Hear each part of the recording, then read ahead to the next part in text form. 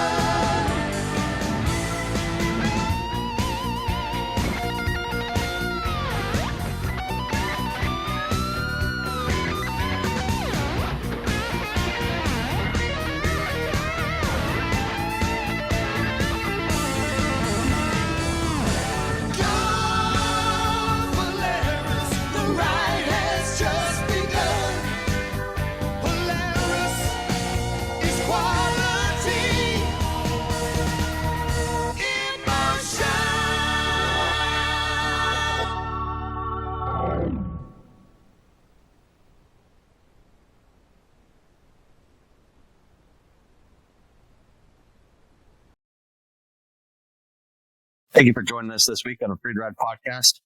I'm Brian Brumwell. I'm Lance Crawford. And Connor Stobart. With us today is my buddy Shane Jackson. How you doing, Shane? Good, how are you? Doing good tonight. Thanks for bearing with us on all of our technical difficulties. Yeah, no problem. It seems like every week we grow a new issue in our setup here. Tell us a little bit about yourself. When did you get into snowmobiling? So actually I've only been in snowmobiling since about 2015. So just about 10 years. We had an old Indy 400 when I was a kid for a couple years.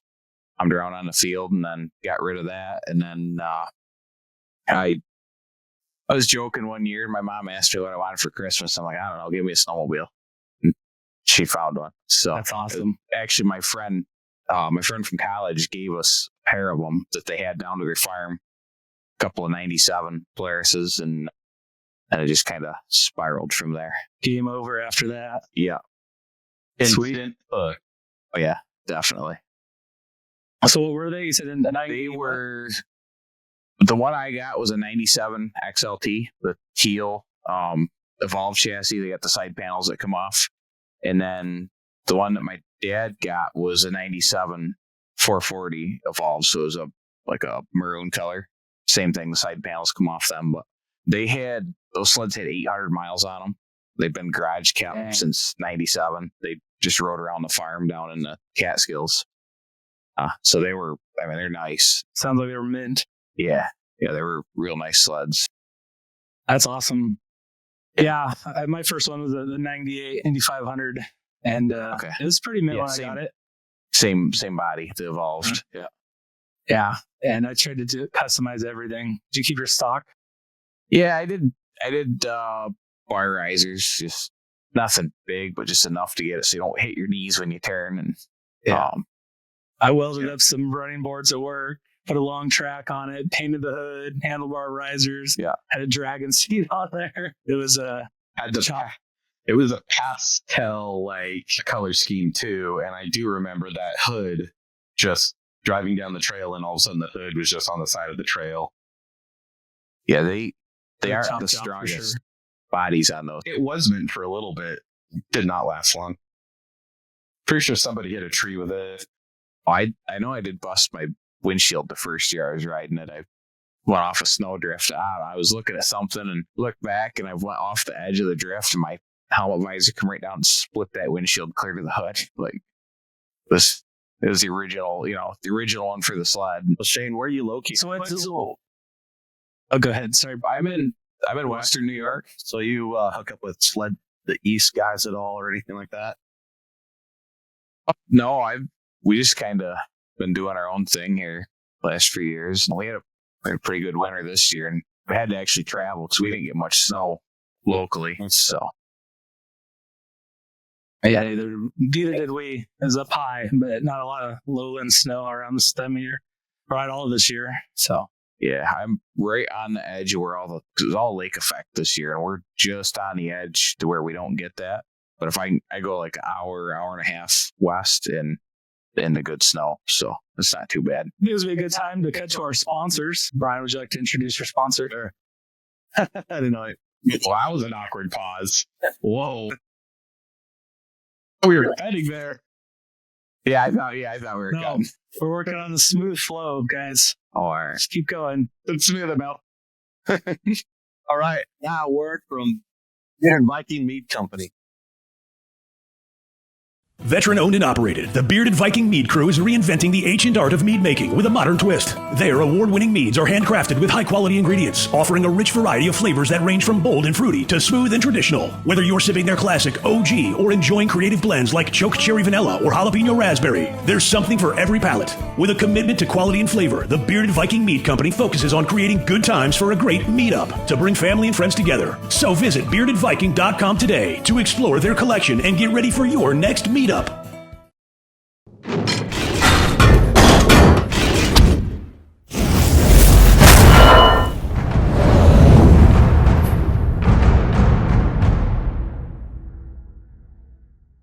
Yes, Connor, what are you laughing for? That's so awkward. You make it so hard to cut and do post editing. I'm just gonna cut you out. Leave it. Don't edit it. I'll leave it in there. Yeah, That's good. That's quality content. We could talk about Counter Shark. well, tell them about it. I forgot what it was. Indy 350, Indy 300, something like that.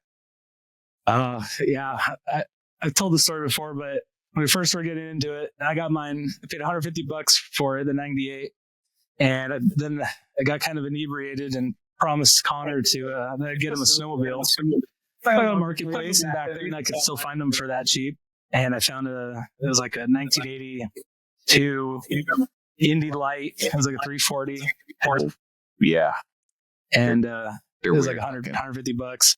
So I bought it for him, and we couldn't get the brakes running right. I tried to just salvage parts off of some motorcycles I had laying around because it needed a brake hose and stuff, and still couldn't get good pressure. It was like, I don't even remember what. I think he wore through that hose because it was too long. I made it up and down the mountain without issue. I didn't need brakes. If I needed extra braking, you put the feet down and just... Yeah, it's light enough. You don't need brakes. It was epic. It was so light. You could throw it around. So you just look over and the sled's like completely buried in snow and just ripping up the other side. You see a rider bobbing up and down in the snowbank. What are they? The star or the light or they're a weird shape Indy. Yeah, Indy was like super low profile. Yeah. It was definitely one of the first generations of the Indy because it didn't have the same windshield that was on my 98. Yeah, I think it wrapped all the way around. They're probably direct. I think they were direct drive, some of those, and some that was purple. It had leaf springs, leaves. Yeah. That thing was epic. So, Shane, tell us your draw to Wedge snowmobiles. Where did that start? Probably when I was a kid. I mean, I watched the snowcross and all that stuff, and then a lot of my family had them. That's where I currently live. My uncles next door had them, and then my friends were over there too, and they all had them. And just what I remember seeing, my dad he had the older Polaris back before me, but it's just we've always been a Polaris family, I guess. Yeah. And then I just remember seeing the Wedges everywhere, and I love the white ones are my favorite for whatever reason. And so after having one and following your page, the white ones have definitely become my favorite too. Yeah. I like the teal and the pink look on top of the white. It looks cool. I don't know much about the models. Yeah. Old school. Yeah. Right. Yeah. No, they're just cool. They're that retro. They just scream the 90s. Yeah. How many of those you got? I got 3 98 XC700s right now. White and blue. I just bought another one for $500 Marketplace. $500. I couldn't pass it up. It's a good deal. It. No brakes, but it drove it into the back of my truck. And I got a 98 600, one of the purple and white, same as a 7, just a 600. I should have put on my notes how many sleds I have, but I didn't. I was just going to ask. Off the top of your head. More than 20. More than 20. Yes. Okay. Counting my part sleds, I think there's 30 sitting here right now. Damn! At one point, Lance, you could give him a run for his money. No way. No. I get used to having like 9. I forget to count the one on the roof of the shop sometimes, so that would bump the number up. That's still up there? Is that the original owner, or is the original owner still on that sled? That's the skeleton. No. I always wanted to put like different decorations up there, and then I bought that skeleton for Halloween decoration. It was supposed to be some flexible thing, and it was like $70. So I set it up there, and I went to move the leg, and I just go snap and falls over. It's not very flexible. So I just wired it up there and left it. So he had them race helmets, the kid ones with the visor. Yes. I don't know if you had. I think everybody had one when they were a kid, but I had one of those on. Classic. The wind, that was up there for a while till the wind took it off. Well, that's awesome. So you have a snowmobile on a roof still to this day. Yes. It's actually an XLT, and the hood was so trashed. I went down back and was like, oh, that hood looks decent, and I threw it up there. And it's wild. That's funny. God. Oh, I was gonna say, is it still up there because you guys forgot how you got it up there and you can't get it down, or are you capable of getting it down? It's just cool, so you're not going to take it down. You'll see it if I ever get it down. I actually need to put tin on that on the roof, so I'll probably have to come down. But I'm just going to hook a chain to it. There you go.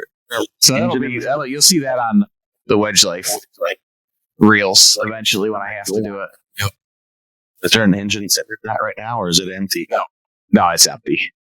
It's it's all part of it. There's nothing. It's pretty rough. Like, it's rough. That's why we stuck it up there. And so actually, my one friend, I'd come home and my shop room would be on my roof. Like, he'd just stop, grab something out of my shop, chuck it up there. So I'm like, one day I'm like, hey, think we can get a sled up there? So this was like weeks. It was, every once in a while I'd get home and there's something on my roof. So I one piece at a time, like a Johnny Cash song. So I'd have to go out, like I need my shop room. So I had to get the ladder out, go up and get my broom off. So one day I'm like, hey, we got to put a sled up there. And then how's he going to top that, right? He got a skid steer with forks and set it up there and stopped doing stuff on my roof. I don't know if you can top that. Unless you stage a race and get a second sled up there, another skeleton. Yeah. I remember one time when I first put it up there, I was building a sled, custom stuff, and they have a key fitting for the radiator cap. And I didn't have any. And I'm like, I know where there's one. I get the ladder out, climb up there with my channel locks and get this I'm sure someone went by and is like, what is he doing up there? You're parting off the sled on your roof. That's epic. Yeah, parting it out on my roof. The beautiful day, guys. Just work on a sled on the roof. Yeah. So where did the draw for, tell us about Wedge Life. Where'd that come up from? So I started doing my dash plates. I don't know if you've seen them. I have. So tell the audience about a little bit about what you do. So Actually, I started out parting sleds out when I got that 97 XLT. It was like a year later I wrote it. I needed some, I don't remember what it was. And I needed a part, and the part was $100 used. And then I found the same sled an hour away for $100 with the part on it I need. So I'm like, I'll just go grab that. And then that's how that spiraled with the part out stuff. And that's what most of my sled count is. I think I got 20 or 25 I got my own little boneyard down back. So I got a sled in that had dash plates. These things on it. Oh, sweet. I was like, man, I ought to figure out how to make those. And so I did that for I think 2018? Yeah. 18 is when I first started doing those. So after a while, I don't know, a bunch of us in the pages that I'm in, the Wedge, because there's some big pages. There are like 30,000 people in these that are just for indies. Would use that Wedge Life name. My bad in there. Sorry, Connor keeps kicking the table. That's okay. So then I'm like, man, I ought to put that on a shirt.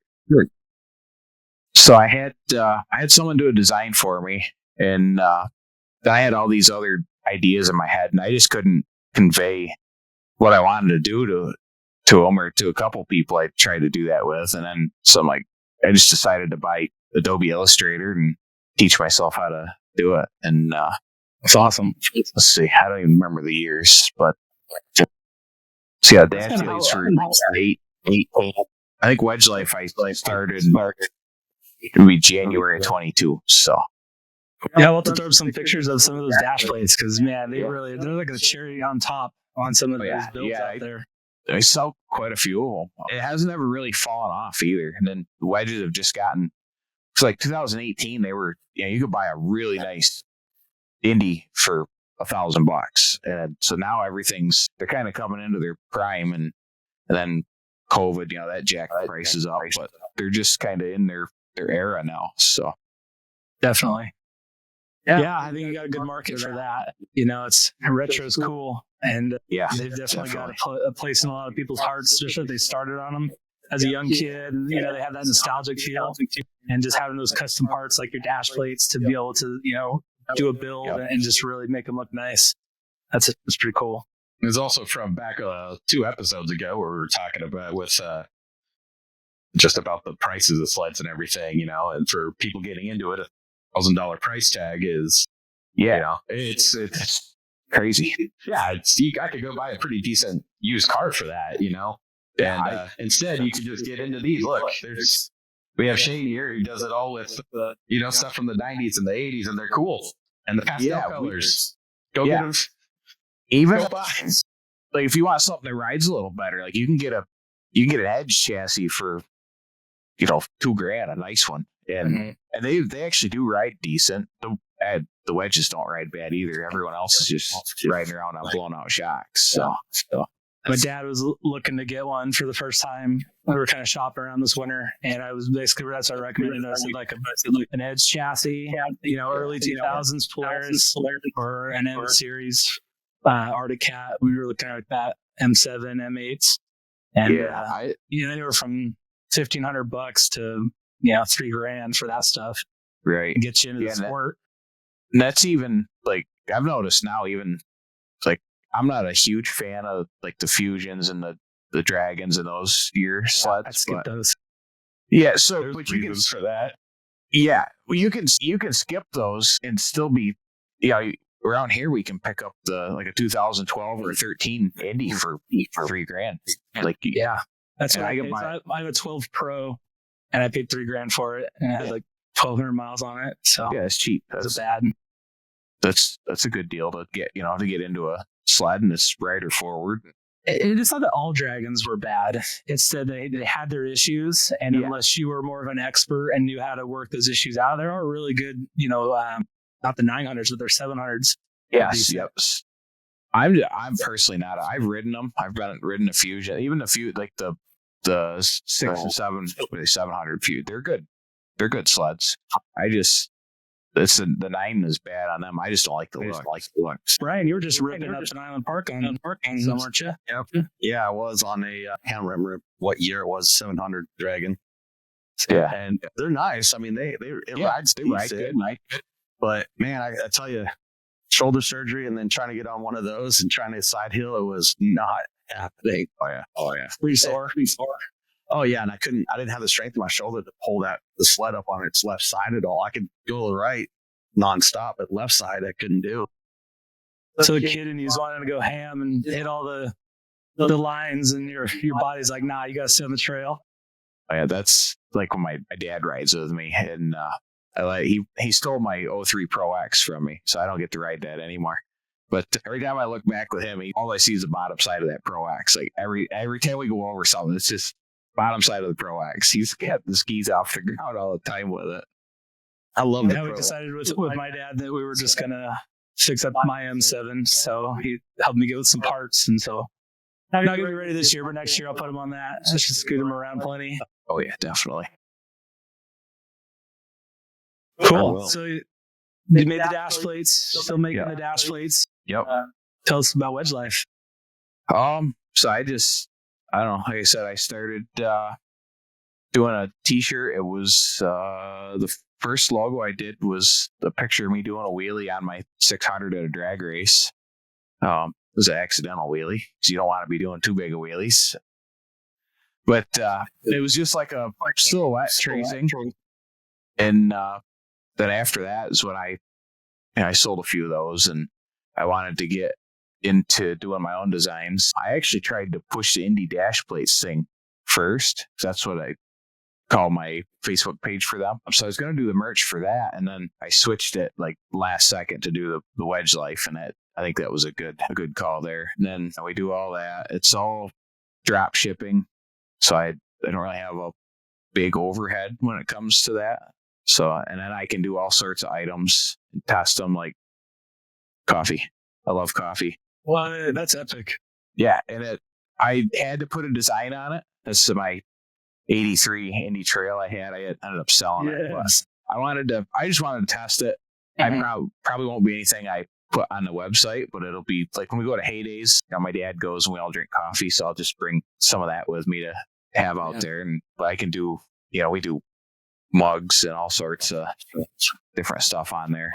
So feel free. There's high cascades. I taught myself Adobe and do some drawing on my tablet.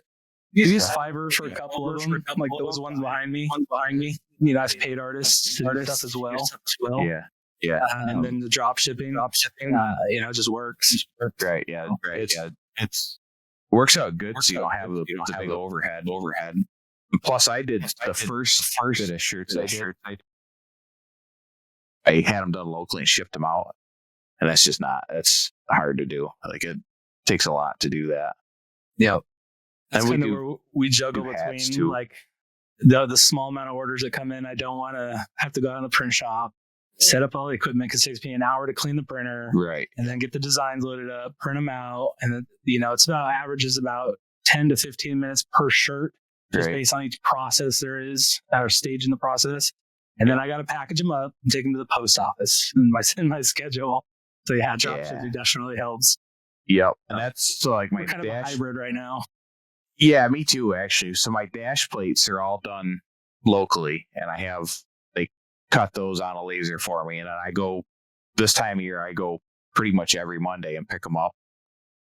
Yeah, unless I don't get a bunch of orders, and I'll stack them up, and I just tell people, hey, if we didn't get the orders this week, I grab them next week. Most people pretty good with it. So and then I actually do the heat transfer seat decals. Everybody's putting seat covers on these, so I cut them myself. I got a sticker cutter. I'm actually getting into making. I got lots of props sitting on my desk, but I'm actually going to try to make these the headlight shields and the taillight covers, which I just ordered a machine. These are vacuum molded, and I just ordered a machine to do it. And I forget his name, but on one of the players' pages started selling ones. They do it at a break. And they look good. They look really good. And I was like, I messaged him. I'm like, man, if I could have canceled that, I probably would have just to let someone else do it. But I would have just let. I know a lot of people want the taillight covers, which you can't light. So I was going to attempt to do those. That's super cool. I like all that stuff. I like all that stuff. We're always making stuff over here at High Cascade as well. So seeing you do that, it's cool. That's cool. I see that flag behind you. That's pretty epic. People find that on your website? Yep, that's on the website. I think I got a couple versions of them. That hoodie's on there. So all my, I don't know if you can see that hoodie real good. All my design, or a lot of my designs like that are, I have people pose in their shop on the sleds. I have people pose so I can get the right, you just suit up, hop on your sled, and just have someone take pictures. I usually just have someone take pictures, 15, 20 pictures. And then from there, that's where you make the design. Yep. So that I can get the exact angle that I want and the lighting's better. And then you don't have to worry about, I don't want to take someone's photo that I don't have permission to use, right? So that's, And I usually send people a free shirt or whatever item they want off the website for it. So it works out good. That was the first one I did was a XCF. I had one of my friends do it, and that's actually her 650 too. And so Stephanie and then my friend Dan, they're the two that pretty much got me going to heydays too. So, and I just kind of took off from there too. So sweet. So you guys, how long have you been doing the page? Let me see here. My page, it was in 22 when I started the Facebook page. And we didn't have a lot of followers for quite a while. I think actually August of this year, I had 5,000 still. And so be August 1st and January 1st, we hit 30 or 25,000. I think just this past week we hit 33. So, damn, cool. It's what's the growth? It's been impressive. That's for sure. Yeah, and a lot of it is from the reels. I've been sitting on them for my TikTok because I always did good over there. And so we got monetized, and I was trying to wait until I got monetized on the reels too to start posting them. And I got to be snowmobile season, and I could see the the graphs all going up. So I just started posting the reels, and that's really what boosted it, I think. Nice. So you're pretty popular then when you go to the races. I've got a bunch of Wedge Life gear. Yeah. I try to keep anyone going with us outfitted in it, and I buy stuff all the time and send it to my parents to wear.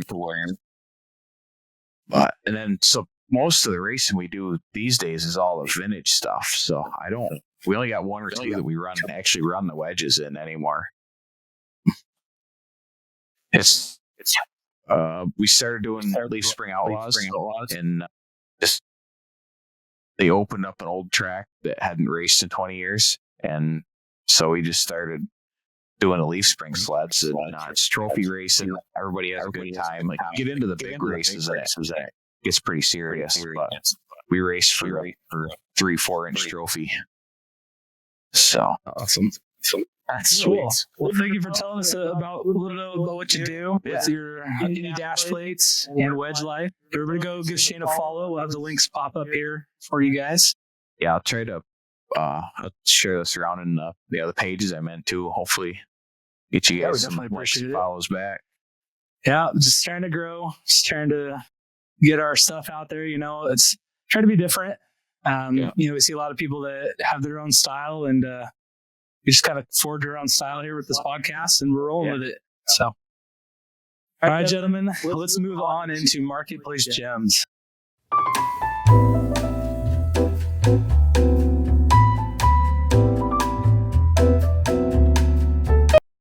All right, I'm ready for this one. All right, for this version of Marketplace Gems, I've chosen all Polaris snowmobiles per the theme of the show. So first up, here we have, it doesn't say what it is, what year it is. Maybe Shane can guess. But it's a Colt 340. Thanks for it right there on the hood. You said all right. You said all Polaris. There's a Pantera in the background. Yeah, because this listing, he was selling more than one. So, Are they parting them out? Like, come pull what part you want? Or is he actually selling? It's like the listing price was per sled. So I was like, here, I'm selling all of these sleds piled up here. Here's the price per. How much was it? Well, you got to guess. That's the okay. So my guess is the listing says 1, 2, 3, 4, and then you got to read in the comments or the listing to see what the price is. I think he said slightly used and $500. I feel like. What was that, Brian? Me, I know what I have. I say $100. $100? $100. And you got your stuffing for your seat right there, Lance. You should buy that. So I could just sit here and go to the bathroom. Is that what you're getting at? Yeah. What would you guys pay for it if you wanted this? You said you wanted the hood. No, I got it's broke. I see it's broke. So no. They'd have to pay me to I wouldn't burn any gas to go get it. Does it run? Does it look like it runs? No, it's trying to look at money in a hood. It can still run. There might be some gerbils in there somewhere. It's fine. It'll just have a weird smell for a while. Might get a little hungry. $200. All right, there you go. That's what I was asking for. Crap, I was $200 per. I think it's Shane was right. It's like, don't lowball me. I know what I got. Yo, this is a Colt 340. That's $200. Anything good on it though? The plastic screen's broke. The brake lever, I bet, is froze up. They are expensive. Those little brake reservoirs. So I thought there's no handlebars. There's handlebars right there. They're just rusty. I see it now. I looked. Yeah. Okay. So I was thinking about something when I was searching Marketplace for these gems that we're on opposite sides of the country. So Shane, where are you at? I'm in. Okay. Yeah, and we're over here in North Idaho. So basically opposite ends of the country. So I'm just curious to see, if I wanted to show some of the Marketplace gems over here, so you could see what we're dealing with in North Idaho. All right. What's wrong? Is that the next one? Is that these are all local to us, within 50 miles of me. I should have sent you some. Right, we'll have to do that next time for sure. It looks, and I guarantee it looks like half of the piles of junk in every yard in this area. What do we got? 80 trees growing up through there. 88, 650. Yeah, I'm not sure what's exactly. There was more than one photo, but for the segment, we're just doing one. Okay. Yeah, I guess I should have looked at what it was. Snow Space Mobile. I bet he spells triple with 2 P's. Is it North Idaho? Okay, it makes sense. I think I need that. You want to send that to me? Send you the listing. Oh shoot. I'm not gonna be able to find it again. I did say 400 on it. Where do you see 400? Up on it's the right of the windshield there. Looks like someone put a 400 sticker on it. Can I zoom in? I don't know. I can't. Oh, we're supposed to be guessing the price, aren't we? Oh, we haven't gotten there yet. We're still making fun of it. Oh, all right. I think. Yeah, that's definitely a 400. okay. It's not a 400 though. At least the hood isn't. That's a 650 hood. That's just Oh, I don't know. because the original hood is on the side of a trail somewhere. Yeah, probably. Yeah, That's that's what it. Yeah. Yeah.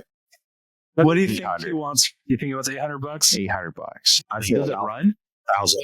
You don't get to know that. You just gotta see what they're going for. I was thinking with it, $500.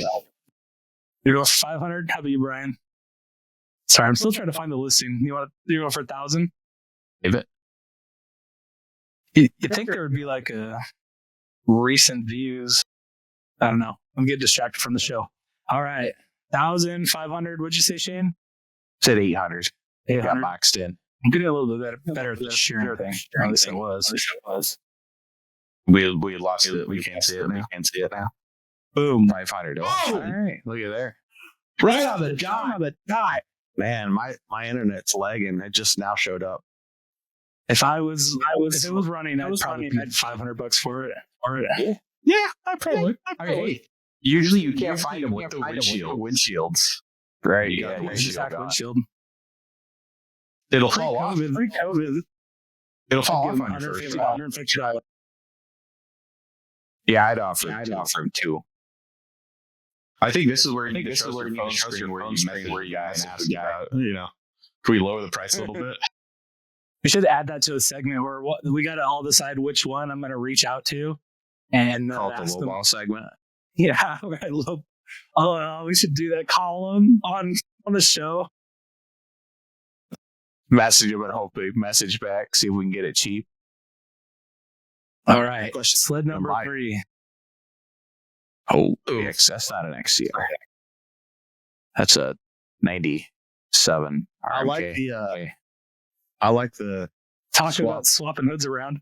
Yep. It's a nice looking sled.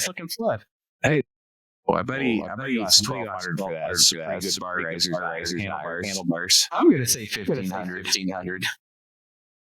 1,000. I'm going to go low. 1,000. I'm sticking with 1,000. The seat is rip. Okay, if this is anything under 1,000, I'm pretty sure Lance figure out a way to buy it. You better. He's sweating over there. I said that I wanted a white wedge nose, but I want not a fake one. I just make it your own. That should be a big black twin in that. Yeah. Yep. Sorry, I'm zooming in on the photo, trying to see if there's any tells of what it actually is. It's a 98 RMK, my guess. Yeah, there you go. 98 RMK, 700. Hey, see that before? What am I doing? You're showing us how you manipulate the images. Oh, yeah. I'm all over the place. All right. So what do we got for guesses? One more time. $1,000. Oh, man. Boxed in again. I said 1,200. Damn. I can't see it yet. Right on the dot. Lance, you better offer him 600. See if you can get that. $600. Windshield's not even broke. It has a 600 hood. Come on, man. That's a good deal. I want an actual XCR 600. Guys, this part of the segment, we have to wait until we got to get the sponsors rolling in so we can do this stuff where we all of a sudden have 20 sleds sitting outside. Yeah. And keep accepting these low ball offers. Yeah. We started getting some monetization coming in from ads, sponsors and stuff. Yep. Just start going and buying sleds. Then we got to sell them or give them away. It'd be fun. I thought about doing that. All right. Well, that concludes our marketplace gems. Thank you for helping me guess the prices on these gems. I'm probably going to reach out to this guy here. And at least buy the hood. It's false to nose cone white. It's a good looking sled.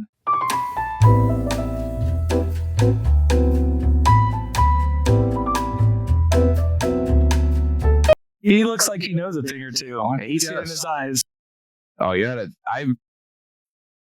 It's funny. I'll grab the recoil and he's just like right there. Or I'll be working Really? on something and I look up and he's just staring at me like, "You gonna fire this up yet?" And I'm like, "It's the carburetor's here, probably." Sorry, I'm lost again. Technology. Or we're live Cool. again too, aren't we? Yeah, we're live again. Do you have snack? Okay. Connor always looking to eat snacks. You can't eat snacks, Connor. Hungry. You crunch the whole time. Get something not crunchy. Crunchiest snack you can find. I hope this cold start segment is okay. The last time we looked at funny videos, this will be the first time that we were watching vintage ads. So, Oh, we're not watching funny videos too? Damn. did you find any funny videos? Oh, man, I should have sent you some. I got some funny videos. I got some saved too. Man. Damn it, guys. Well, now it's not going to be funny because it's going to be all vintage ads. So I guess our That's okay. commentary's got to be funny. All right, let's pull it up here. I like vintage ads. Does anybody read lips?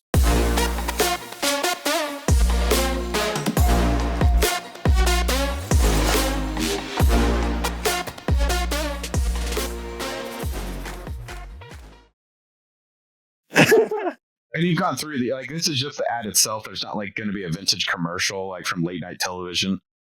Or there's not going to be Nothing anything, popping up. Okay. anything extra. Good. All right, so the first one, I guess we need to introduce the segment. Where we're recording and swearing. Good thing That's I all can edit. Just beep it out. Beep When this it's whole midnight and I'm editing this stuff and I got to deal with something from one of you guys or one of myself, I get so mad. Like, Lance, you idiot.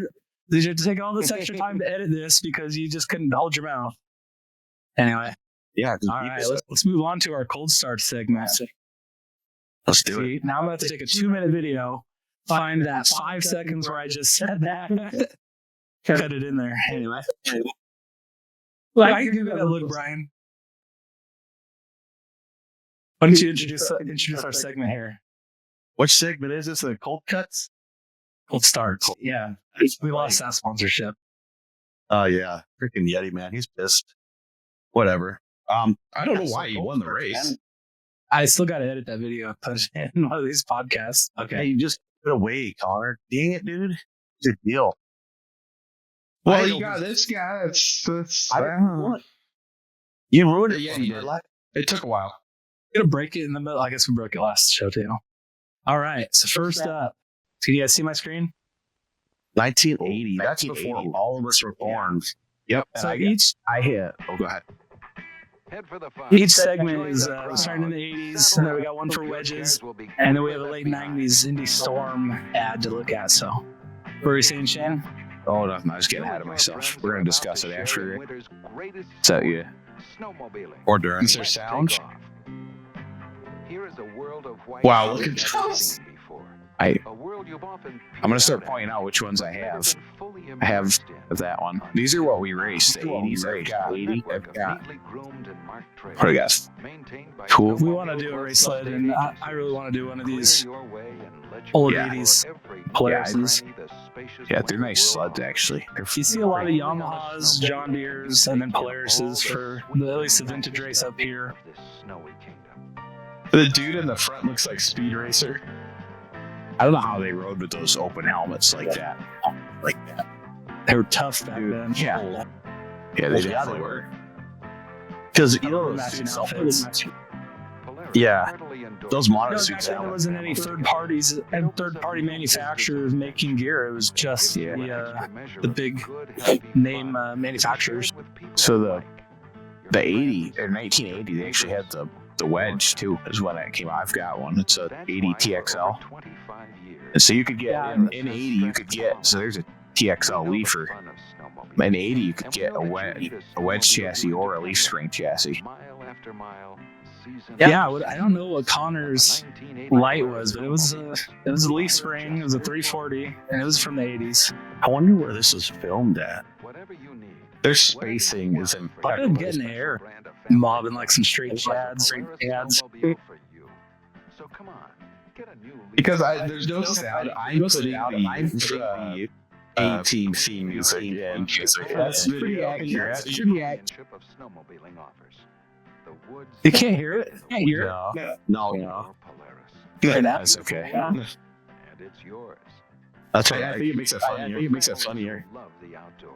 Yeah, just go with the 18 music. All right, and all right. Well, that was pretty epic. That was pretty. It would have sold us. It would have sold us. Literally, it was a whole ad of just showing that our sleds can go through the snow. Where it would be like, it was a modern day ad. It was like, look at us go off a cliff. Yeah, no joke.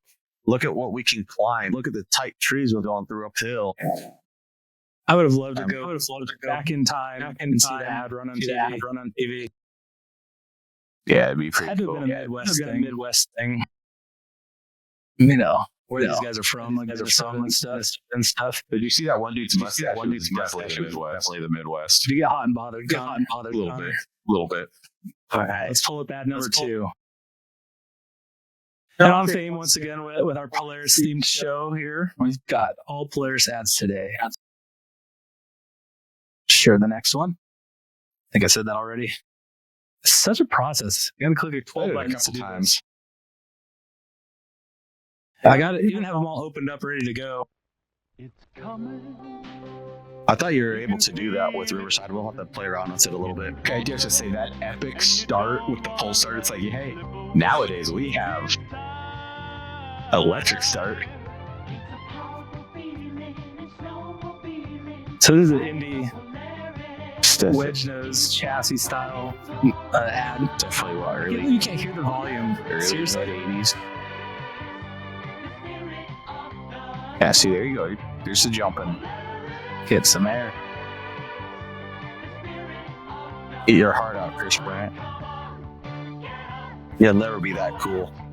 This is exactly what people look like riding around on Wedge noses too. Yes. It's like having a blast plowing through the snow. Man, so listen, if you get in a deep enough snow when you let off, they wedge the opposite direction. Like the nose will duck under and just full of snow. So we're talking about Connor's first sled. We called it the powder shark because it just looked like it was like You just see me on top of the sled. You don't see the sled. It's just me bobbing up and down through the snow. It's like a little 121 and just had no problems at all. That's sweet. Second ad, that one would have sold me on snowmobiles as well. It's hard to see what they were. It's definitely the original hood style though, 80s. I will definitely say it was not as epic as the 80s ad. Really? They phoned it in on that one. It just showed that, like, hey, like we can get some air now. Yep. That's all people care about, man. Not looking like a Power Ranger on a A-team sled. I have to point out that you guys are absolutely missing out by not hearing the volume. I don't know hearing it. Was it like epic his music? No, the first one had much better music. The second one, the second one was like mid 80s. Those were. I adjusted and kicked the table. I'm sorry. I need something in this segment that I can throw at Connor every time he kicks the table. I need like snowballs. All right, moving on. Move the freezer? Sure. Oh, I'm just going to get a little cooler. I'll pull them out of the freezer, set my little cooler here. And every time you kick the table, I'll throw a snowball at you. All right. Let's move on to ad number 3. This one should be the most epic. Wait, just get a Nerf gun. That's a good idea, too. Have one.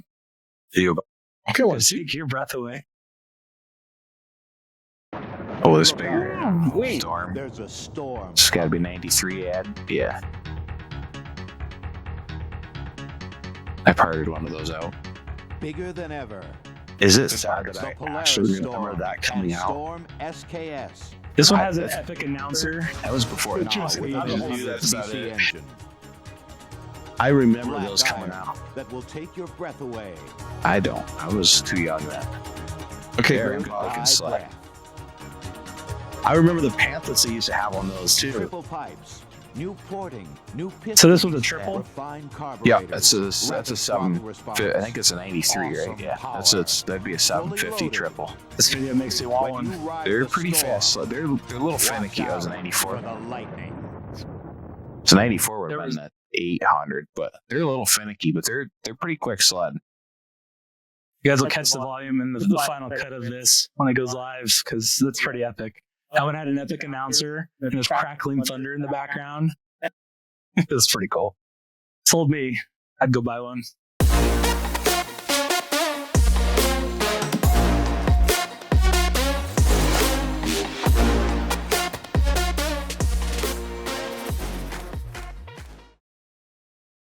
You do Goodbye. Arctic Cat kind of commercials. Some Arctic Cat commercials. We'll do that on our Arctic Cash. I'm saying that Arctic Cat and Ski-Doo both have those kind of announcers with the thunder and everything like that on their commercials about the same time. Oh yeah. Yeah, they had good commercials back then. They all had good that back then. Yeah. Right. Yeah. Social media happened. That's what happened. I mean, But there's did no they even need put out ads like that on social media for the new stuff? I mean, a reveal, I guess, but Yeah, not a little bit, but hey, look at our next $40,000 sled. I think not Polaris, that much. I think Polaris' 70th, they had a pretty good commercial. Let's check it out. I think it had a bunch of the old stuff like we're watching here in it. Just with the industry as a whole, the conversation is always like, how do we make it grow? How do we get people to unplug from technology and get out in the wilderness and do power sports, dirt bikes and snowmobiles? The leaders of the industry, these big manufacturers, where's their push for advertising like this? Right. I Yeah. don't know. Everybody's got to do their part. I don't know. Yeah, they need to, but again, it goes back to why are you wanting? So you're helping all these people that don't know if they're going to enjoy it, and your sled is $30,000. Yeah, they're not $30,000. A turbo out the door is like $22,000. You don't need a turbo. You can get one for like $40,000, $50,000. The number goes up every time with you. I mean, that's why my newest one is an 03. So I can't remember who it is that they just built a sled that finally, after all the aftermarket and everything they did, all the tuning done to it, I think they broke 30,000. So Yeah, I bet. that took a lot for them to get there. And even mod sleds, you can get up in those high $15,000, $20,000, building a vertical edge or a ledge nose. If you're, what is that one we looked at? It was a race sled last week and it was $22,000. It is what you put into it, but I don't know. well, it's Out even the like door with our, first. with our drag racing, that can get real expensive real fast. Oh, yeah. Yeah. We want to do more of just that redneck racing up here when we get it started. It's way more fun. Bring your beater out here. Yep. Dude, don't race for money. Stock is keep your stock so you don't get all the stock class ringers showing up that are actual race sleds.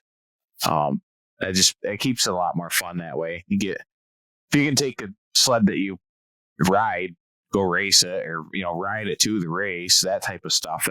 You get a lot of people to show up, have a good time. That's definitely our thought. Especially with the podcast, we're trying to reach more just the average rider. We're nothing special. I'm not some semi-pro hill climber out here talking about the latest and greatest, and my $30,000 like Connor said build season. Right. We just like the beaters. We like to go fast, and we want to just host average guy girl races out here where we can just mob on some beaters. Yeah, Have a good time. You have a good turnout. I think it's like even we run with the Leaf Spring Outlaws with the vintage stuff, and like I run the mod class, and I bet I don't have over $4,000 in my mod sled. Like, and that's cheap for one of those, and it's competitive. I'm right there just about every race unless I sleeping on the line. But, yeah. Like my stock sleds. I don't know if you've seen my black sled that I drag race. The Wedge set. When I first built that, I had $500 in it. We were buying the sled. And That's not bad. and we went and got second the first time out with it. Oh, this $500 sled. And we lost to it was a 2020 RS 600 Speedo, full snowcross sled. And I think we lost by about 2 lengths. Is that good or bad in racing? I mean, that's pretty good. This sled 95 horsepower.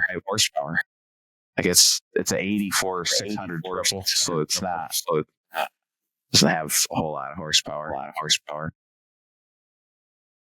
All right, gentlemen. Well, thank you for joining me for our cold cuts. Got some nostalgia with these vintage ads. It was fun. Check them out. And now I'm going to go buy one again. Get a triple, 3 in a row. Yeah. I've got a list of like all the things that I got to have in my collection. Looking at the 80s sleds, the ones you have, basically something like that. I gotta get one for racing. I want one of those white XCRs, and then a triple. You gotta have a triple, right? Yeah, you gotta have triple. You gotta have the greasy triple. Yep. That video I posted up on my Instagram was my buddy's Yamaha with that triple. That sucker, 120 miles an hour. The Yamaha triples rip. They're crazy.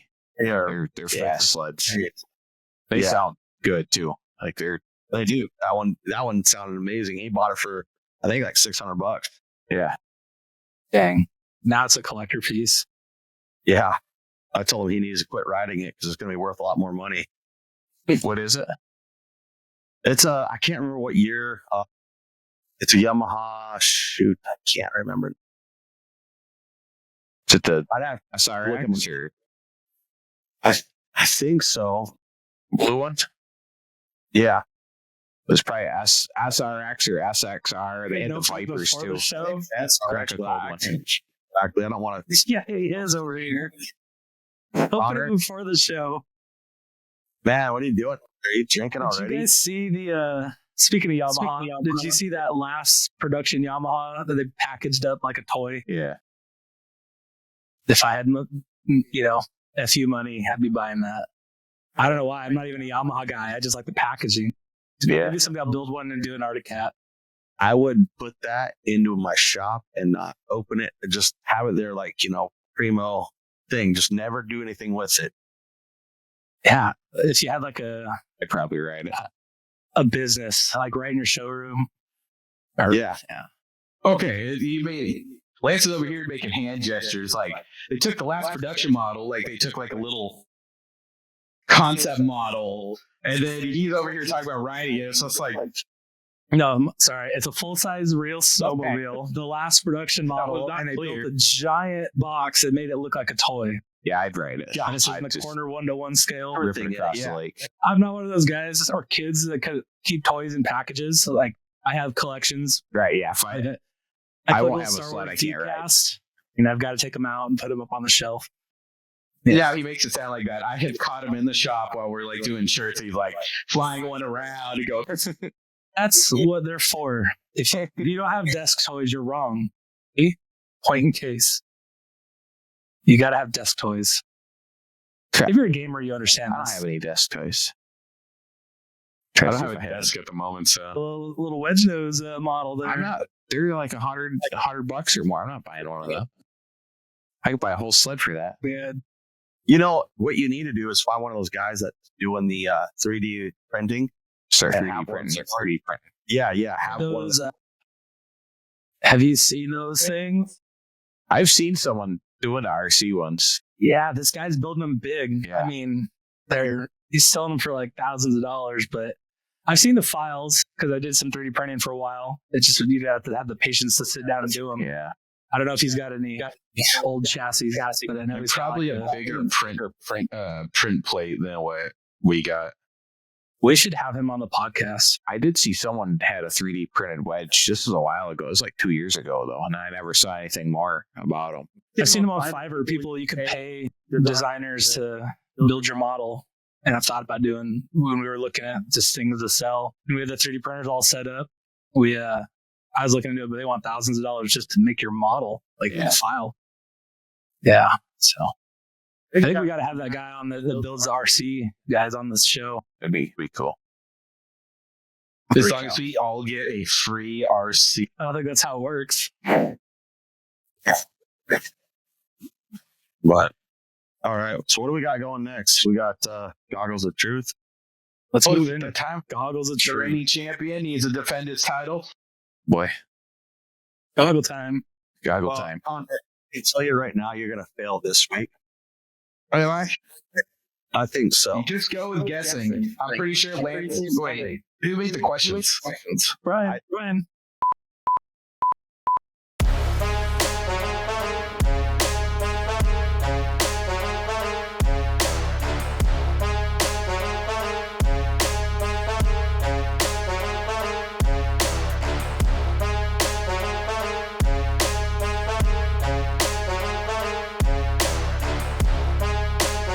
Hold on here. See, Yeah, I- we're We're gonna start swapping out on these segments, taking turns running them, and then everybody gets comfortable running them. That way, when people aren't on the show, it's no big deal. I really need to change out my yellow lenses. I love the yellow because the truth intro is like the gold ones. I have a pair of gold goggles saved on my Amazon shopping cart just for this segment. Sweet. All right, we ready? Are those paintball goggles? Pen, paper, goggles. Okay. Are we ready now? Connor, are you ready? Been ready. I just didn't have paper. I wasn't the host didn't get. You guys So what's probably your read my responsibility here? handwriting. It's not just to be pretty, because that's not It's true. to be pretty. It's my sparkling personality. You're delusional. Failing. All right. Here we go. Question number 1. Arctic Cat founder Edgar Hittin also founded what other snowmobile brand? Is it A, Scorpion, B, Fruitzanza, C, Fox, D, Polaris, E, none of the above? Well, can I get those one more time? A, Can you use that in a sentence, please? okay, I'll repeat the question too. Arctic Cat founder Edgar Hittin, I'm assuming that's what they say, also founded what other snowmobile brand? A, Scorpion, B, Fruitzanza, or however you pronounce that, Fruit and Ananza, I don't know. C, Fox, D, Polaris, or E, none of the above? Man, I don't know if I know this one. That's a good question. Yeah, that's a good Go question. Going I got for a an wild one idea. here. All right. Shane, you're the guest. What's your thoughts? What's your answer? Well, can you read that? I got D. Yeah. Okay. Connor, can't read it, Can't bro. read that. I don't know. Fox is the only one I heard of, so I'm guessing. Lance? D. D is correct. Yep, No, along with D was the brother answer. Alan, friend David Johnson, Edgar co-founded Polaris before moving from Rosno, Minnesota to Thief River, Minnesota to create the Arctic Cat brand. Connor, I saw you that. I remember had a that hunch video? on that one, but Remember that video that I sent in the group chat, Connor? And I said, hey, you should watch this in preparation for the Arctic Cat. I went through it. I'm not going to remember that in one look. I mean, I barely remembered. I was definitely questioning, like, I don't know, but I think it's this. But I watched that and, so something was planted up here. But interesting how maybe, players can swoop in and help save Arctic Cat. well then, so with the whole tax That'd be thing wild. too, because What's that? maybe I'll wait until after the questions, Okay. just in case. I don't want to spoil any questions. Yeah. All right. Question number 2. What snowmobile manufacturer added a liquid-cooled hydraulic brake to its production performance sleds? Is it A, Yamaha, B, Kawasaki, C, Arctic Cat, D, D, Ski-Doo, or E, Polaris? A, Yamaha. Electronic brake? You said Liquid hydraulic, cooled. right? Hydraulic Liquid cooled. brake for production. The first ones to do it? Yeah, the first ones. Which ones added it? Is it Yamaha, Kawasaki, Arctic Cat, Ski-Doo, or Polaris? Yeah, I'm ready. Let's do this. Everybody ready? Go for it, Shane. What do you got? E. Polaris. E. That's my guess. Honors? Yeah, it's Polaris themed show, and I'm pretty sure that's what it is. Yep. So, To cure overheating on the brakes on its racing sleds, Polaris developed a liquid-cooled brake design to become a standard production element on some of its high-performance Indy models. I think about that. Did that actually work? Because if your brake rotor's getting that hot, it's gonna heat up your coolant. Yeah, but I think it's no. I don't know if all my XCs have that. XCs have that. Yeah, and there's some carburetors where they got coolant running through them too. yeah. I don't know. Ski-Doos do that. You just do that. Yeah. Okay. So we got 2, 2, and 1. So when we break the tie, Oh, well, hopefully, I had some other questions there because if it's Polaris, I should have been smart enough. It could have been a three-way tie, but All right, here's another question. Oh, he's switching up. it took two questions for to realize. Oh, wait a minute! If it's all Let's do this one here. Which brand has the most international 500 snowmobile races, commonly known as Winnipeg to St. Paul? A. Ski-Doo, B. John Deere, C. Polaris, D. Arctic Cat, or E. Yamaha? what was the question again? Which brand has won the most international 500 snowmobile races, commonly known as the Winnipeg to St. Paul race? Can I get You the do. order of the? Okay, there you go. Yeah, keep going. Ski-Doo, John Deere, Polaris, Arctic Cat, or Yamaha? Is it the oval race you're talking about? I don't think it is. That's Winnipeg to St. Paul. Okay, yeah. So they do. Yeah. Yeah. So they have the I-500 oval race too. Okay. I don't know this one, but I guess Polaris again. There's a C, All right, right? what you got?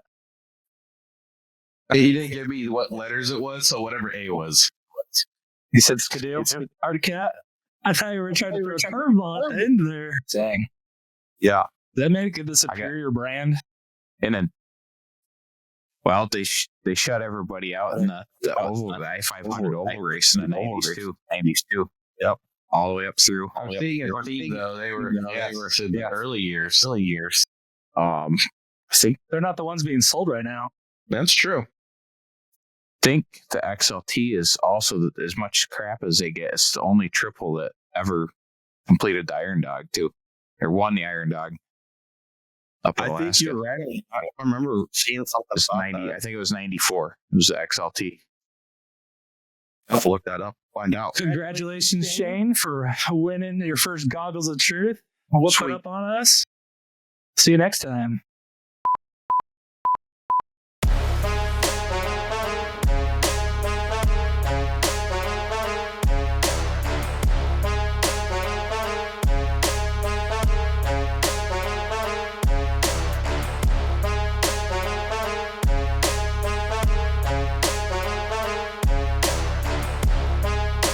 I so thought you were gonna. Yeah, when the star of the show shows up, usually you give them the food. There should be like a production, right? Your self-evaluation is way off because you think that you're bringing just your looks to this show and expect people to give you food. Okay, princess. I mean, you only got one question right, too. You got to at least get two to get some food. Was beauty in the eye of the beholder with you? Still the reigning champion. The reigning champion. Didn't I just win, though? Yeah, yeah. You're the reigning champion for what? The Goggles of Truth. I have two. Kind of unfair for the guests, though. So I'm pinning this to my wall. You never know. Shane may be back for another episode, and you can have a go at it again, Connor. Try to get your revenge. well, hopefully by that time, I'm still a few more wins up after destroying Brian again. Fine. You're going down. I'll actually play for once. There we go. We got some competition brewing. Yeah. So, Ryan's Fireside Stories.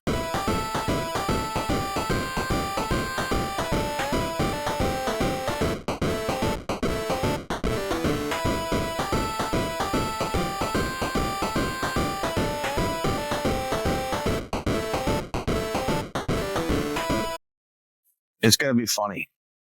Hold on. Let me What's that? redo it. Okay. Thank you for joining us on Brian's Fireside Stories with our guest, Shane. Shane, how are you doing today? Doing good. How are you? That's just a kid awkward. It definitely got uncomfortable. This guy's whispering sweet nothings into my ear. See, this is where props come in. Brian needs to step out, gotten in some pajamas, like what if he's still eating? He's just eating because you told Connor no. That's all. Yeah. Double standards here. All Lance can do is cut the feed for Be me. joke. That's about it. Knowing that we're not in the same room and there's nothing we can do to save you. That'd be good for views. Holy crap. I will go to your funeral, recap the story, and be like, I can't help but feel he deserved it. Fast. It's okay. It's good stuff. Brian, take control of your segment. Take control. Hey, Connor. So anyway, time to get serious. Buttoning down on us. Crack the whip. All right. So you're into racing a little bit, I hear. Can you tell us a little bit about that? So Are you sticking with the creepy voice? he can stick. He can stick with it. No, I derailed the show. So I started racing in 2018.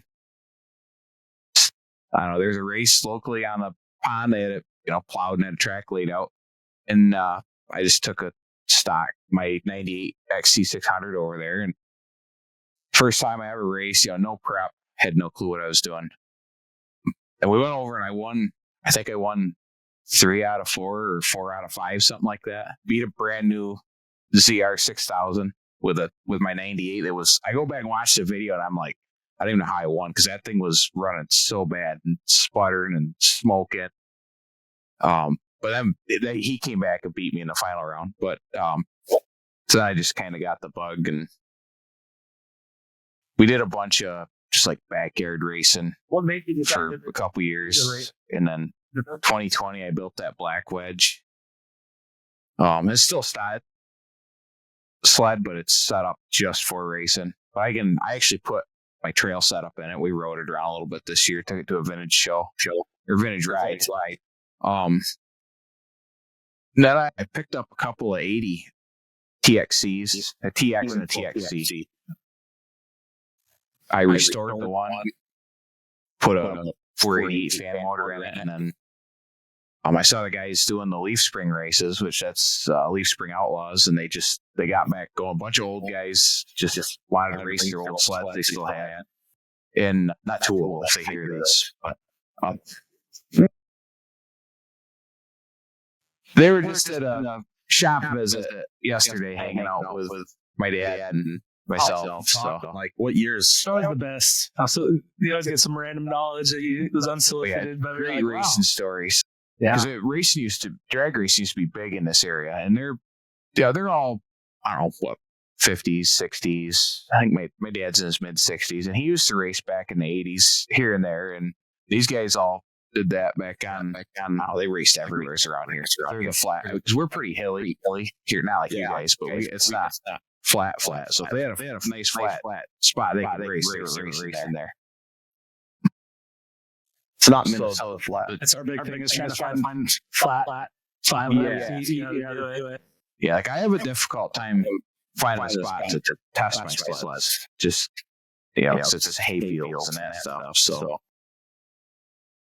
but yeah, so I took that restored sled over there and raced that, and I was really hooked on the leaf spring stuff and then so we got 4 of those we race now. 2 stock. Because I had to run that 488 and it wasn't original motors. Original motors, running like an open fan class with it. But that was the sled I got my first full class win on, was that TXC, because we'd won a bunch of individual races here and there, like, running up against someone, but never an overall. So that was the first one I got my overall win on.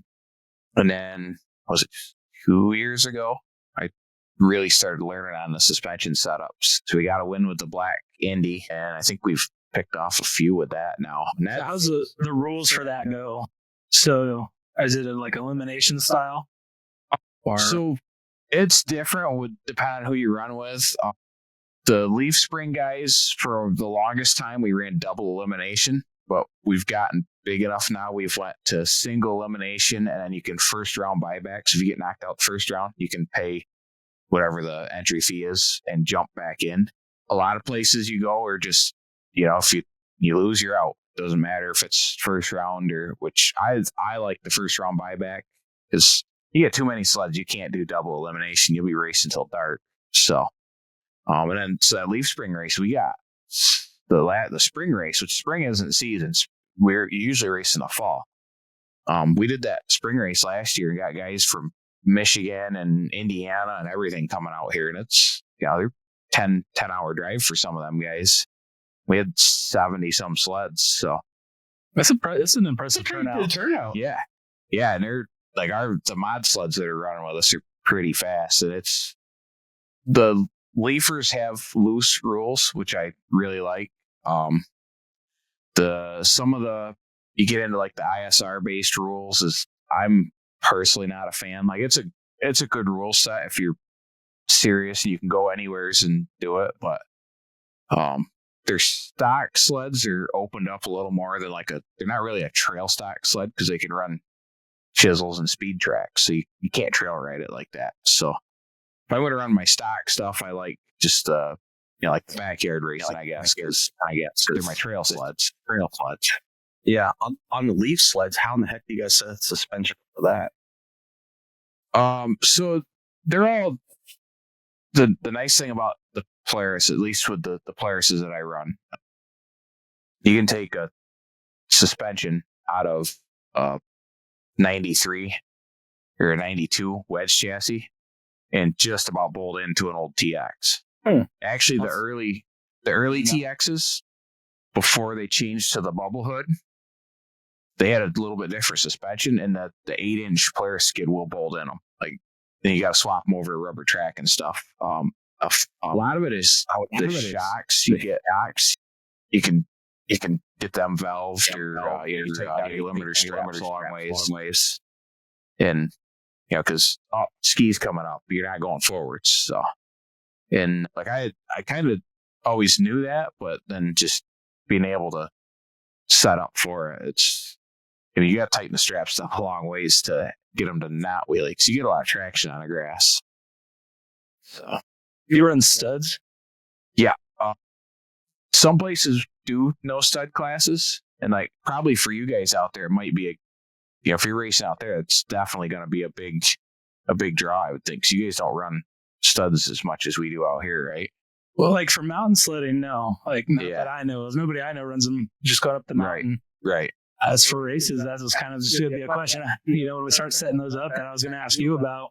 Yeah, all my race sleds are stuck. Actually, I run my mod sleds have chisels, which are wide. They're flat, wide. I should have had some in here, and I've got the track on my couple of mods is an actual grass drag track.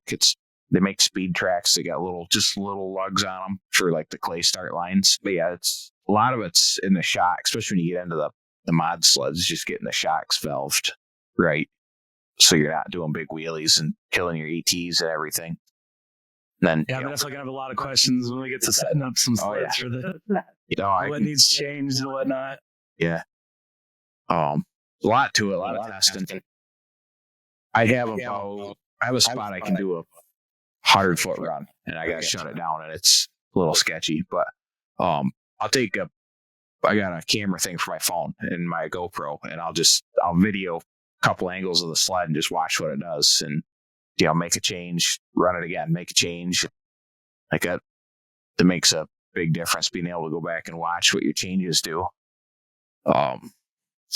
There's a lot of different. Go ahead. So like on the set up the race, how technical do you guys get? Like, do you have a camera at the end that's catching it, or the winner? A lot of time, it's all volunteers. So like I ran the line before too in between races before I had 4 sleds going with me. Like when I had one sled, if I'd get done, I'd go help them. But when I would do it, I would always have my phone out and just try to get square on, and just in case it was close, or like I'd watch. If I see it was a blowout, then I'm not worried about the phone. But yeah, we're pretty old school as far as the stuff that I do. We don't run timing systems or anything like that. And kick the table again. Hallie on the ding. So yeah, we actually last year our light died. I think our last race of the Leafers, and the one guy got up there and started in the middle, just arm drop all day. He had to be hurt. So we had a lot of sleds, but he was having a blast doing it. So you use a race light for the start? Yeah, we use. You can make it too. We use just a on off, a green light. You get a generator, a battery, and it's just a light switch, and just a regular house light switch wired up. So it's nothing. Like if you run the start line, you'd point to the guy, he nods. Point to the other guy, he nods, and you go back, and you don't want to flip it because the drivers will, they're smart. They'll watch your hands. The one guy will have the switch behind. It's on a wire. He'll have it behind his back, so you can't see him flip the lever. I know they'll preemptively jump the gun, watching your fingers.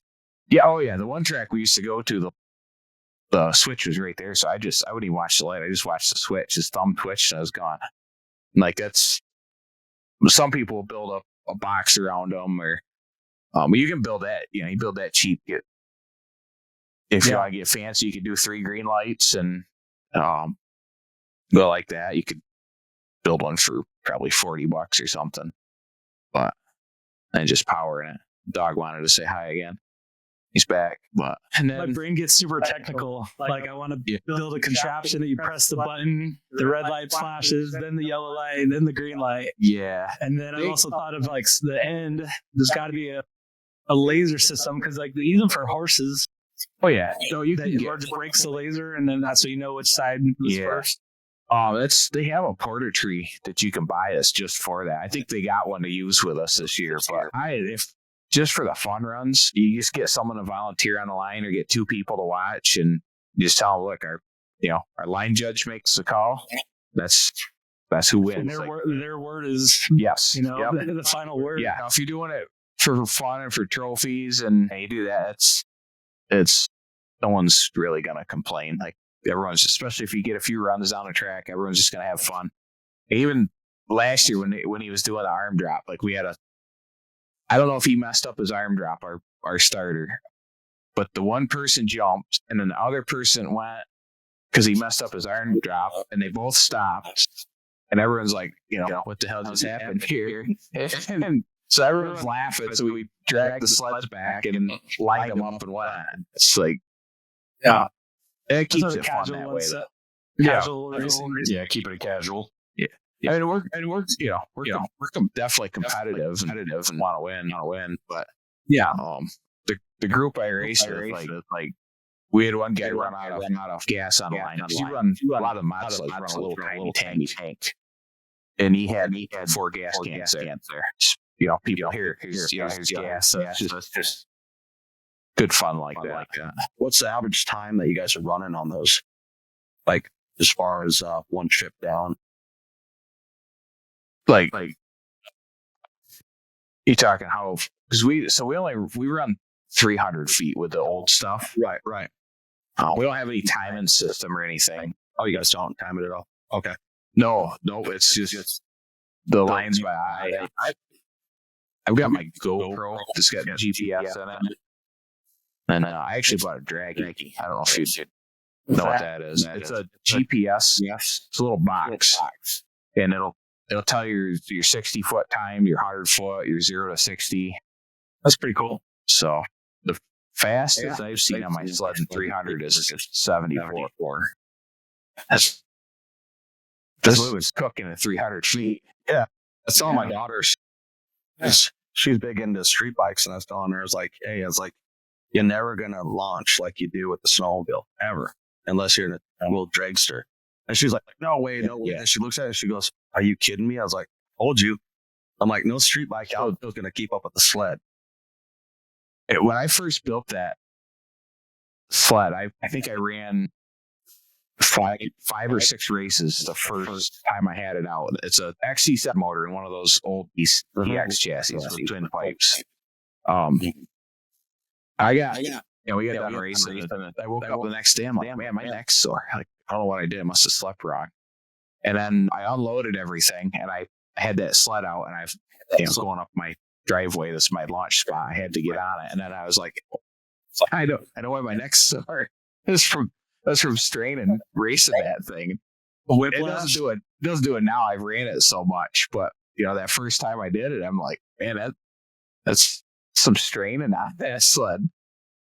I got GoPro pictures, screenshots where I'm taking off. I was doing a wheelie and my arms are like this, where I'm holding on, you know. White knuckle death grip. Yeah. And I'm not. There's two guys I haven't beat yet that I race with. Yeah, I'm usually right there, but they're faster yet. So we got some pretty fast sleds that run with us. So you guys say that you're not racing for the purse then, or like with the Elite Spring Outlaws. So no trophies. Just trophies. I did race a money race this winter. It's the only race I ran this winter, and different people putting it on, or Yep, different people. They had a good show. They had a good turnout. We sponsored a class over there, and I had a banner up and everything. But we had a bunch of free style. We had some good snow in the track filled with water and then flash froze. So it was just like racing on a pond. So I wasn't quite prepared for that much ice. Yeah, but it was fun. It was a good time. I won the 440 money class, so got my entry fee back. So I was happy with that. We went up to the Priest River. They're more like a circuit style. They do 3 laps around rather than the drags. Yeah, and they were talking about how many they did, like 70 laps with the water truck or something, some crazy number. Yeah. And it was like a sheet of ice, like a ski. Yeah. And we're right on the corner, and I don't know if these people were running studs or what, but there's some people going that turn and. Oh yeah, right, even with snowbank. Yeah, even with studs, like you can kick one out even with studs on the ice. Ice is tricky. Yeah. We all know that the rider in front threw a banana. It's just like Mario Kart. Yep. Think so. I was actually gonna do an oval this year, and I was getting ready to load the sled up, and I couldn't get it to run on both cylinders. It was like 11 o'clock at night, and I'm like I'm done messing with it. We went and rode trails the next day. Did you ever figure out what was wrong with it? Yeah. Actually, so I've only ever seen it one time on these Mikuni carburetors, but one of the floats, little plastic float down the bottom, was gummed up on its pin that it moved up and down. And this sled it's my TX 440, but we race it. Every time we go race the vintage stuff, it goes with us. So I've never had any issues with it, and just decided not to run. So I chased the way I found it. I flipped the carburetor side to side because it had a dead cylinder, and the dead cylinder followed the carburetor. So I'm like, all right, tear that. I'd already torn them apart once, so I tore it back apart, and then that's how I ended up finding it.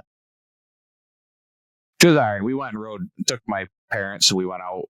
There's a state park that we ride in, and we rode down to the snowcross out Salamanca. Nice. So it was pretty cool. You guys, I wish I had my GoPro going. The race was up into or not in New York, but like Vermont, Maine, New Hampshire, or anything like that. Does there a circuit you run, or do any of the races happen up in like Maine and Vermont and stuff like that? I don't run a circuit. I forget the name. They just started up. It's like they do cross country and stuff, and they look kind of fun, but they're all like 3 and 4 hours north of me.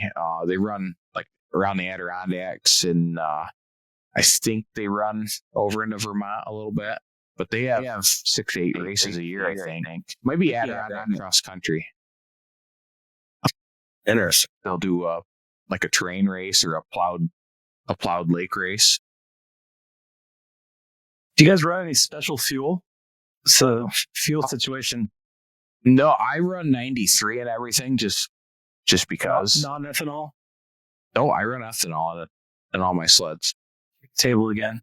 Yeah, I run ethanol and everything, but when I store my premix, I'll premix a couple gallons. I'll drain them out, and then I premix whatever gas I have. And that seemed to keep them pretty good. So yeah, I do all my carburetors in the fall every year on we got good habit. 8-9 sleds running for snow. All guns up real fast. Yeah, even my 2 mod sleds, they're still pretty much stock motors. Like I took some good parts and mix and match and built my 700 motor, but still running on stock stuff. So. But this is snow like out there. How would you describe it? Because over here, we have a nickname. We call it Cascade Concrete. or mashed potatoes, because that's just like how the snow is over here. It sticks to your sled. It's not like the Rocky Mountain powder. Well, so it depends. The lake effect, it blows off the lake there. A lot of times that is fluffy. Up north, they'll get 6 feet. They got 6 feet of snow in just a couple of days this year. And then it settles out. They actually got so much they closed their trails down because they couldn't get the groomers and stuff through. But it's a lot of that gets pretty fluffy. It's pretty. If we get a nor'easter, it'll be wet, heavy, like just packy snow. This year, locally, we didn't really. Basically, Cascade snow is usually wet and heavy. But then a lot of times it's just kind of in between, I guess. Like the normal snow we get is not complete powder, but not just wet, heavy where it's ripping tree branches down.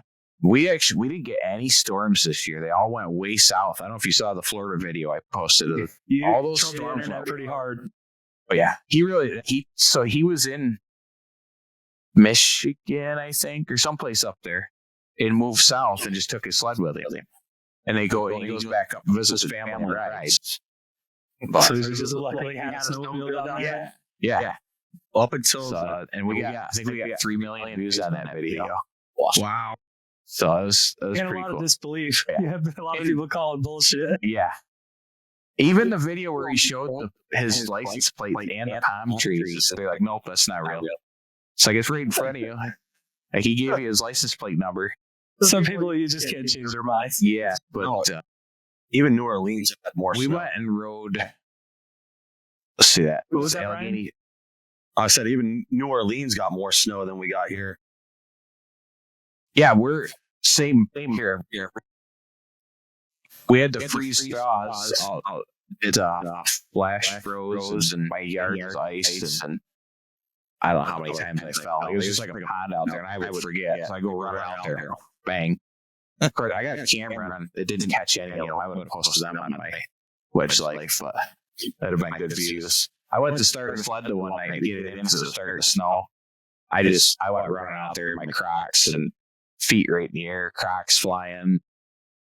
It was rough. I hit pretty hard. I was pretty disappointed. Western Washington, so we're not used to like lowland snow. You got to travel, go chase the snow usually. Yeah. So we moved to North Idaho and we're like promised these crazy winters. Yeah. Oh, it's gonna be snowmageddon every year. Yeah. My parents have been up here for 5 years, and they've had a couple seasons where it's been like that. But I've been up here 2 winters now, and both winters have been a dud, at least for lowland snow. Like, you can still go up on the mountain and play, but I wanted to just play right here in my yard. And we had one good snow this year. Yep. That's how. Like Washington weather followed. Needs to go back to Washington. 2 days ago, though, we got like 4 or 5 inches. So it warmed up. Our fall spring was like 50, dry. It was nice. Yeah. And then all of a sudden, out of nowhere, 4 or 5 inches of snow. I was like, well, guess I better bust the jacket out and go rip around the yard. Yeah. We usually end up with a good ride in March, and we just didn't this year. It's going to be 72 Wednesday. So, we did make a we're still cold. As you can see, I'm all bundled up out here. Yeah. We did make a trip, a couple weekends ago, last weekend, up to Tug Hill with the Barnes Corners there with the vintage ride that we did. So that was pretty fun. They're still riding up there. They got a ton of snow this year. All the lake effect. What is Tug Hill like? Because I've gotten a lot of conversations with people, and they're like, "Oh yeah, you'll never like if you can ride Tug Hill, you can ride anywhere." And I'm sitting there thinking in my head, going, "Boy, you haven't seen the mountains, have you?" It's all trail riding. You can't off trail in New York unless you got private land.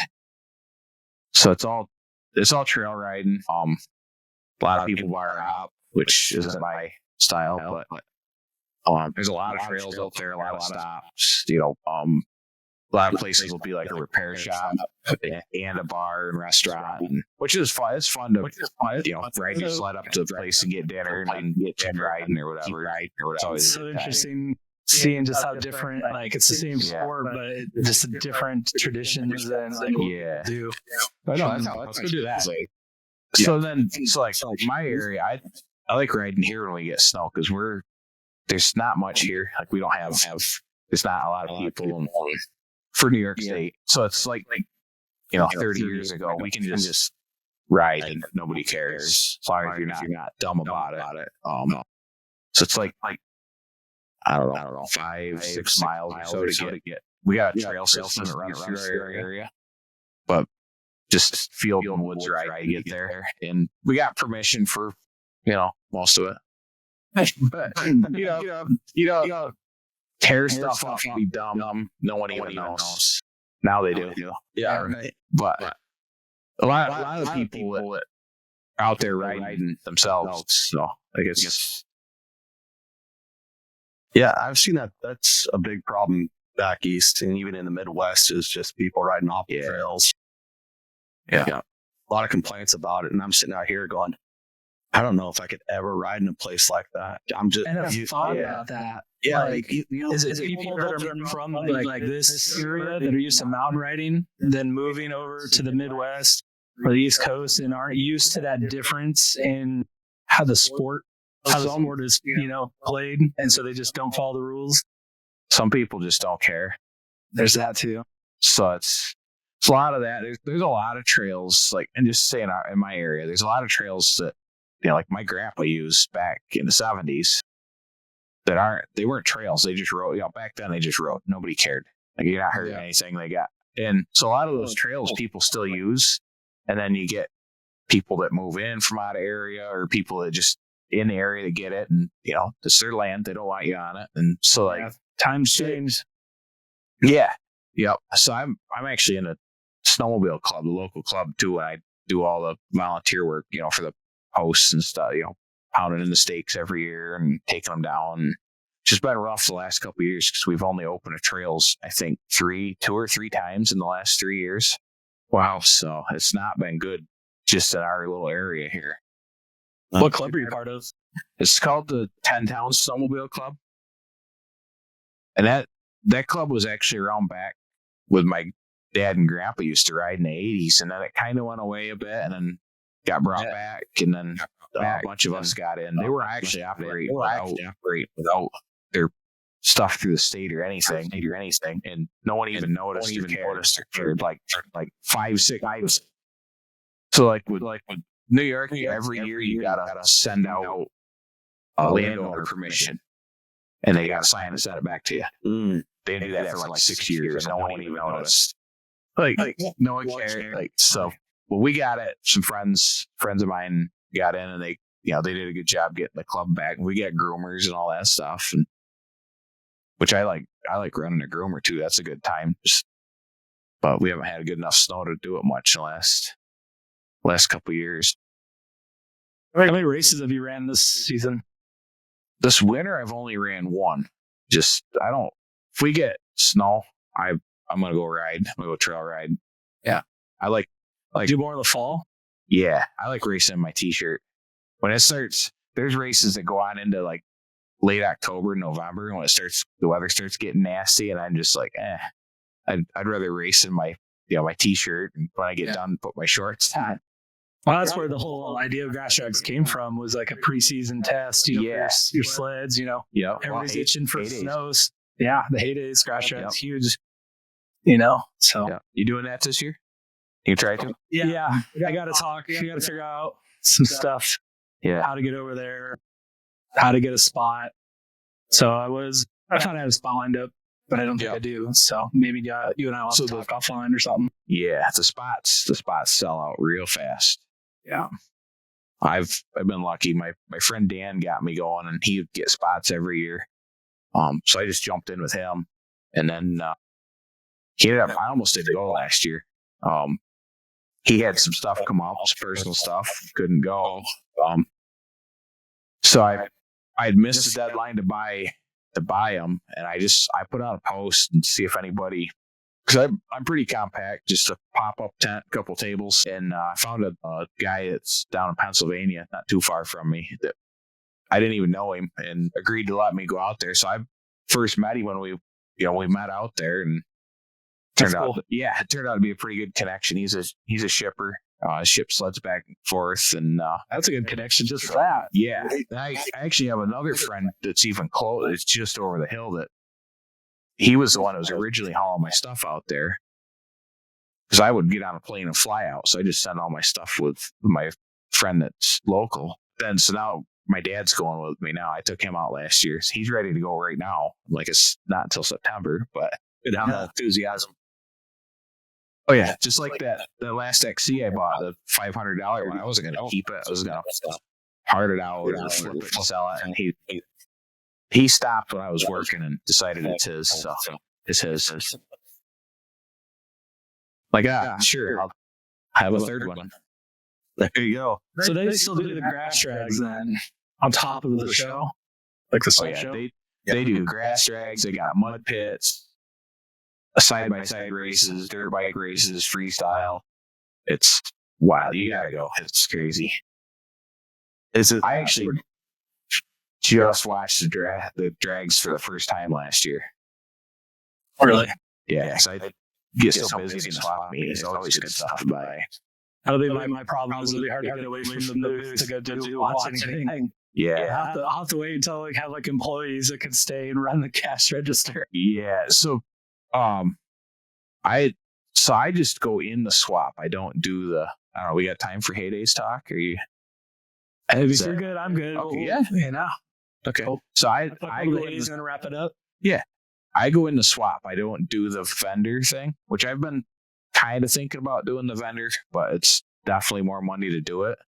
So when I went with my friend Dan, we camped right at our swap spot, and it's a great big party. Like it is pretty wild at night. It's a good time. But so we can't do after dark. Oh yeah, yeah. It's which you're not supposed to ride sleds and stuff, but it always happens. We bought 2 years ago. We bought a 3-wheeler in line because everybody bring all sorts of stuff to sell. We were 8 hours getting in to swap in line.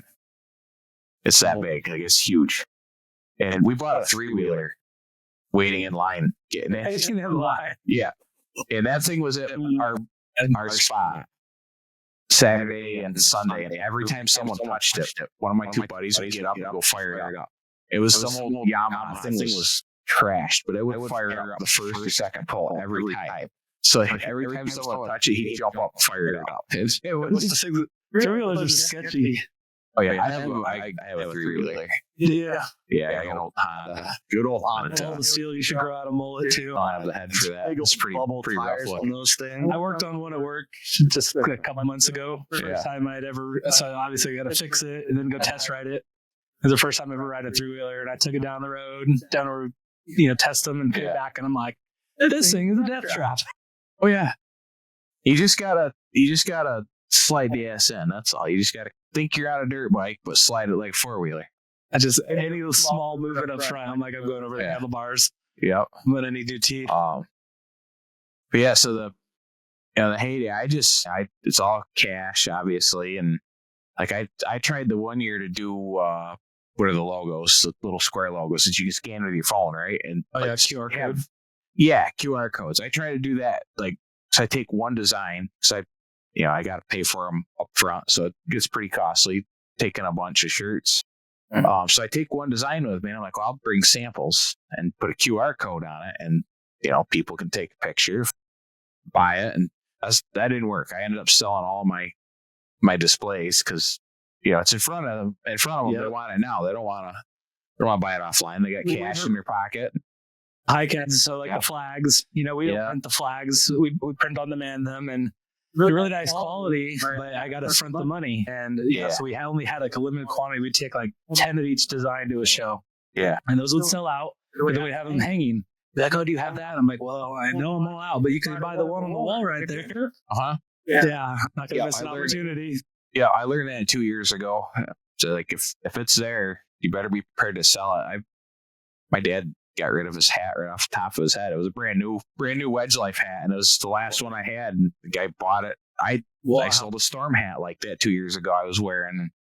Guy, I'm like, he goes, you got any of them? I'm like, no. He goes, how about that one? I'm like, all right. Oh yeah, yeah. Yeah, I think we're going to try to be there. We're working on some funds, but that's what we'd like to do is get, certain like our more popular designs, and then we're working our way into gear and get our lineup of gear and our popular designs. Yeah, Just get 'em one over or there. two. One or two, keep it simple, because if it's there, they'll buy it. That's just how it works. And then we're brainstorming the idea of running a live podcast while we're there as well. Well, the internet's bad. That's the only. We're gonna try to do Starlink, so hopefully Okay. Elon Musk can pull through for us. Right. We'll just text him and get him to park a couple satellites over Heydays. Yeah, They should- we're there gonna was- try to do their mobile Starlink setups. We're Yeah. gonna try to get one for the podcast. I think the first year I was out there, there was 30,000 people. That's insane. Yes. We've only been to snow shows with a couple hundred people a day. Yeah, that's how most of the stuff I do, around here is there's some decent stuff. I think we got the national show this year, the vintage. So we're gonna go to that. That's in June, I think. But yeah, Heydays is crazy. Like I don't know, you'll spend a couple hours walking the swap, and we usually I have a couple people there. Like if I want to go walk, I'll trade out. My dad will watch, or my other friends that I've met out there.